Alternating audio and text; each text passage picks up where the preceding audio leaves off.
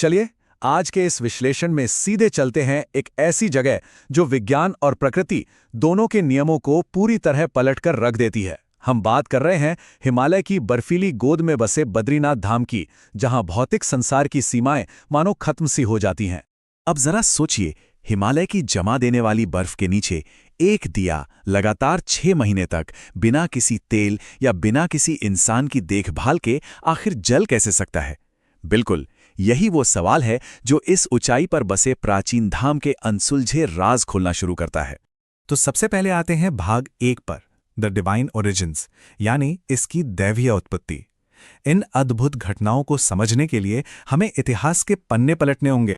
कहानी कुछ ऐसी है कि ये जगह असल में शिव जी का निवास थी, लेकिन भगवान विष्णु को अपनी तपस्या के लिए यही जगह चाहिए थी, तो उन्होंने एक रोते हुए बच्चे का रूप लिया। बच्चे को ठंड से कांपता देख माता पार्वती को दया आ गई। जैसे ही उन्होंने उसे अंदर लिया, विष्णु जी ने अपनी योग माया से दरवाजे बंद कर लिए और ये जगह शिवजी से मांग ली। काफी दिलचस्प तरीका था, है ना? और यहीं से इसका नाम पड़ा बद्रीनाथ। जब विष्णु जी गहरे ध्यान में बैठे थे और भयानक बर्फबारी शुरू हो गई, तब देवी लक्ष्मी ने उन्हें बचाने के लिए एक बद्री यानी जंगली बेर के पेड़ का रूप ले लिया। देवी के इसी सर्वोच्च बलिदान और सुरक्षा के सम्मान में इस जगह को बद्रीनाथ कहा गया। अब इस पवित्र मूर्ति का सफर भी किसी चमत्कार से कम नहीं है। 7वीं सदी में बाहरी हमलों के डर से पुजारियों ने मूर्ति को अलकनंदा नदी में छिपा दिया था। फिर 8वीं सदी में आदि गुरु शंकराचार्य को एक दिव्य दृष्टि आई। उन्होंने उफनते नारद कुंड में छलांग लगा दी और उस स्वयंभू शालिग्राम मूर्ति को निकालकर फिर से स्थापित किया। आगे बढ़ते हैं भाग 2 की तरफ, द 6 मंथ सॉलिट्यूड। यहां हम देखेंगे सर्दियों में होने वाली पूजा की एक ऐसी परंपरा जो सच में अनोखी है। तो बात ऐसी है कि जब भारी बर्फबारी की वजह से इंसानी पुजारियों को ये जगह छोड़नी पड़ती है, तो वहां पूजा रुकती नहीं है। मान्यता यह है कि सर्दियों के उन 6 महीनों में देवता खुद आकर पूजा की कमान संभाल लेते हैं। और यहीं पे सामने आता है अखंड ज्योति का सबसे बड़ा रहस्य। कपाट बंद होने से ठीक पहले मुख्य पुजारी इस ज्योति को जलाते हैं, और कमाल की बात यह है कि ये बिना किसी तेल के बंद दरवाजों के पीछे पूरे 6 महीने तक लगातार जलती रहती है। चाहे वैज्ञानिक हों या श्रद्धालु, ये बात सबको हैरान कर देती है। तीसरा भाग, मिस्ट्रीज ऑफ नेचर। मंदिर के दरवाजों से बाहर निकलें तो प्रकृति भी कुछ ऐसे खेल दिखाती है जो किसी के समझ में नहीं आते। सिर्फ एक ही जगह पर इतनी सारी अजीब घटनाएं, मतलब जमा देने वाली ठंड में खौलता हुआ पानी, आसमान में बिजली चमकेगी पर बादल नहीं गरजेंगे, इस इलाके में कुत्ते कभी भौंकते नहीं हैं, वसुधारा झरना अशुद्ध आत्माओं से दूर हट जाता है, और सबसे बड़ी बात, यहां शंख बजाना पूरी तरह मना है। इस तापमान वाले चार्ट को ही देख लीजिए। एक तरफ हिमालय की वो हवा जहां तापमान माइनस में है, और ठीक वहीं तप्त कुंड का औषधीय पानी 54 डिग्री सेल्सियस पर उबल रहा है। ये विज्ञान और आस्था का एक ऐसा संगम है जिस पर यकीन करना मुश्किल है। और वो जो एक खौफनाक सी शांति है यहाँ, कुत्तों का ना भौंकना, बादलों का शांत रहना, शंख ना बजना।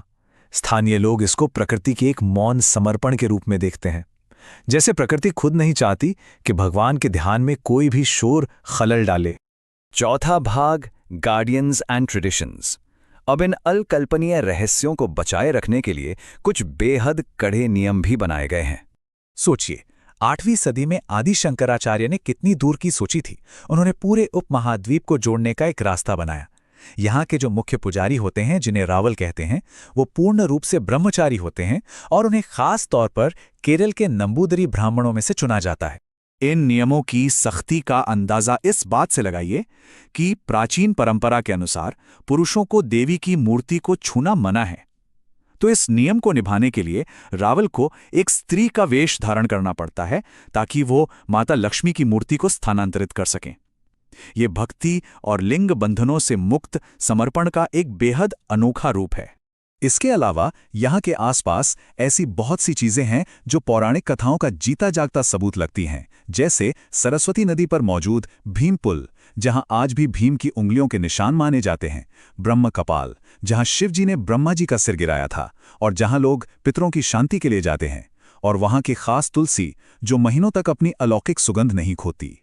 और आखिर में आते हैं भाग 5 पर, द प्रोफेसी ऑफ कलयुग। अब हमारा ये विश्लेषण प्राचीन इतिहास से हटकर भविष्य की एक डरावनी भविष्यवाणी की तरफ बढ़ रहा है।